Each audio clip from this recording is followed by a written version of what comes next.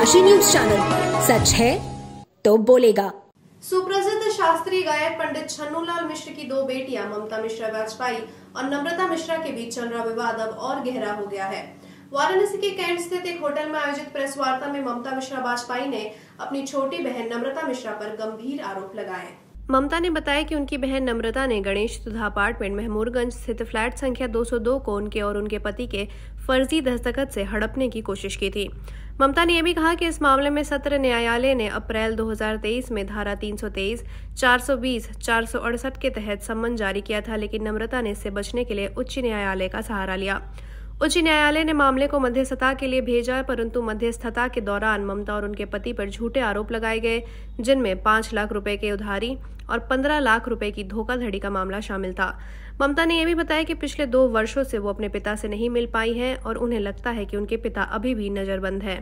ममता का कहना था कि इस विवाद की शुरुआत 11 अप्रैल 2023 को हुई, जब नम्रता ने उनके बाएं हाथ की उंगली तोड़ दी थी। इसके बाद से पुलिस अब तक कोई चार्जशीट अदालत में पेश नहीं कर पाई है।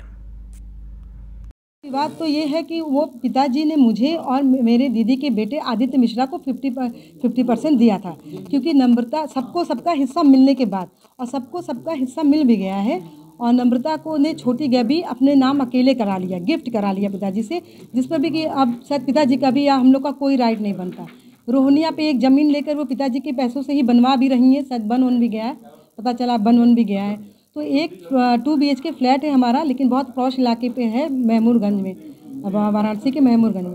वो दिया था पिताजी ने मुझे, लेकिन उन्होंने नामांकन की प्रक्रिया करके मेरा और भैया का सिग्नेचर करके वो अपने नाम करा लिया, वो संपत्ति भी अपने नाम करा ली।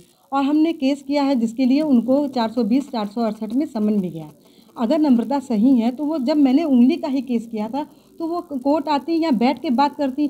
मैंने उतने के बाद भी पिताजी से मिलकर बात को ख़त्म करना चाहा, लेकिन उन्होंने कहा कि नहीं, अब हमारा वकील बात करेगा, न ममता दीदी यहाँ आ नहीं सकती, अलाउड नहीं है यहाँ पर। पूर्वांचल की खबरों से जुड़े रहने के लिए आज ही सब्सक्राइब करें हमारा YouTube चैनल डन काशी, और हाँ, लेटेस्ट अपडेट्स के लिए बेल आइकन को प्रेस करना ना भूलें।